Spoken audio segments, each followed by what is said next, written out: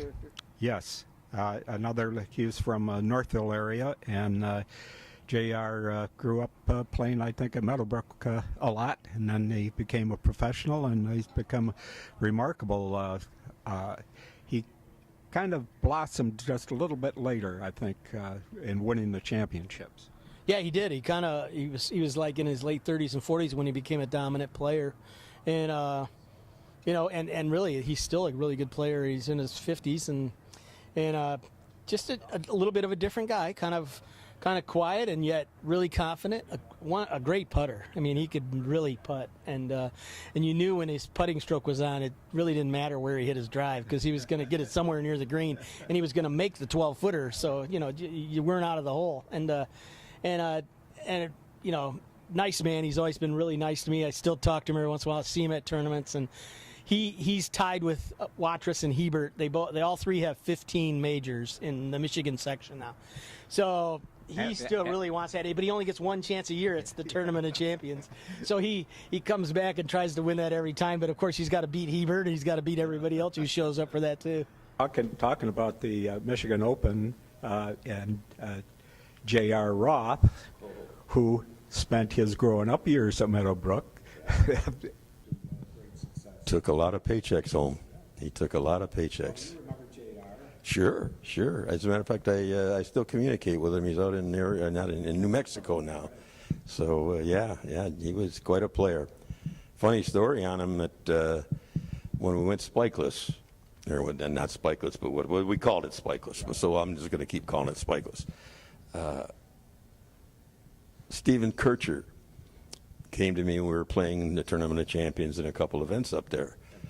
At Boyne, yeah. And he said to me that he would like to sponsor a tournament, and he would put up X $1,000 if they would go with this new spikeless thing, okay? So, the dollar signs clicked. I said, he said, do you think you can make it happen? Do you think those guys will do it? I said, we'll just make it. They can't tee off unless they do it. So I had to go home and sell that. And believe it or not, I sold it to Jack Seltzer, who went in to win a couple of those things. So we did do that. And I'll never forget Roth and somebody else stood up at our section spring meeting and said that I was going to get blamed for killing some of the players. They said I'm going to go to jail. Some of the players are going to get killed out there. And Roth would never go fully spikeless. He would leave one spike in, and I couldn't throw him out of the tournament for one spike, but he wouldn't, he wouldn't give in that it was the way to go. And I drove across the bridge out here at Western, and the sign is still up there: careful walking across the bridge with soft spikes. And they haven't taken it down. But yeah, okay, so JR and how about Scott Hebert? Scott Hebert is the man from Escanaba who came down to the Lower Peninsula and has dominated.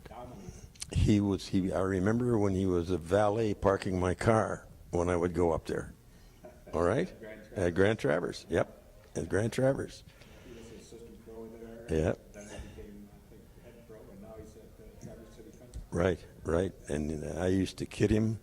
Every time I give him a winner's check, I say, take this money, go play the tour, and leave our purse alone. Venues for the Michigan Open over the years. Oh, tremendous venues. And, he was in JR won at the Bear, which is kind of the golden era. There were, 26 of them, I think, in a row there, and at that resort, 23 on the Bear. And the Bear was just, the Paul Nine, the original developer, said, Jack Nicklaus, build me the hardest golf course in Michigan, the hardest golf course you can make. And Jack didn't really want to, but he did it. And when it first opened with the tall grass, and I know you kept a best ball that first tournament, it was incredible. We all laughed about it was like 81, 82 or something like that. Yeah, that was the worst ball, right? Yeah, the worst ball. Worst ball. And there were huge scores. Well, JR made a 12 on the fourth hole in one of his Michigan Opens, and he ends up being in the Hall of Fame, and he won it. So anybody can make a 12. So don't give up if you make a 12.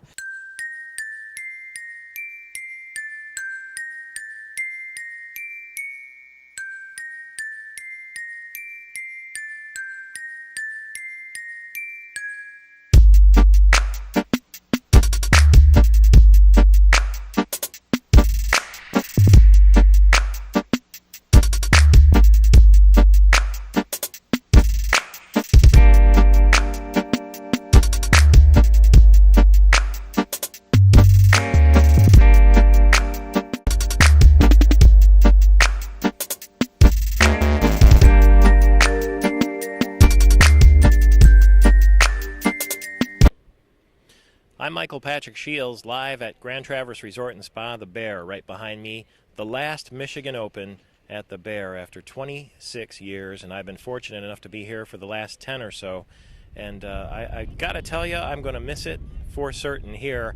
It was like a rite of spring, or a rite of summer, if you will, to come here to idyllic Traverse City and have the first big major event of the year right here, just a few hundred yards from the East Bay of Grand Traverse Bay, on this toughest golf course in the state of Michigan, with the toughest field in the state of Michigan, and have over 200 of the top amateurs and professionals going at it for 4 days, was a real gas. And to have it in this setting was a fantastic escape, and I'm going to miss it, frankly.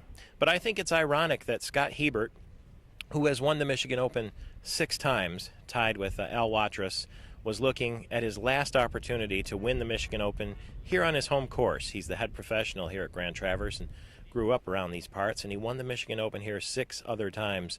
He would have had one more chance at the Michigan Open to surpass Al Watrous, and it would have happened right behind me, and he was well underway, just 4 shots behind after the opening round, when his wife Lori decided it was time to have their second child. So he withdrew from the tournament. And that, to me, is sort of touching, because as we see, things come to an end, and they come to new life, and they start all over again.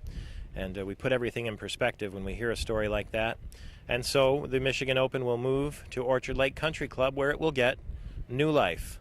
And at the same time, we'll always remember these great days with Jack Saylor and all the other many great writers and reporters who came through here and enjoyed themselves very much and enjoyed watching this great golf.